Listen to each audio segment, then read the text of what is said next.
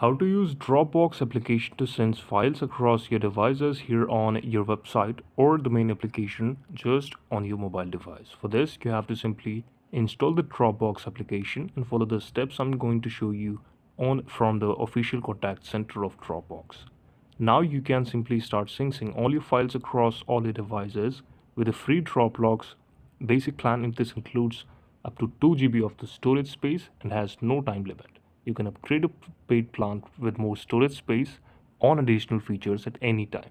Firstly, create an account on the Dropbox website. For registering your account, you will get 2 GB of storage free, or a paid account, you can update it later. After that, once you downloaded it, you can simply create an account if you don't have it.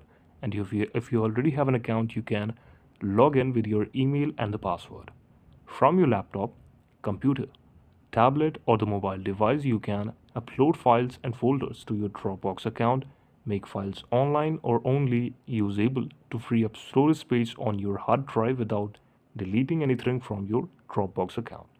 Back up your computer or external hard device to keep important files and folders safe. This is the video. Thank you so much for watching it.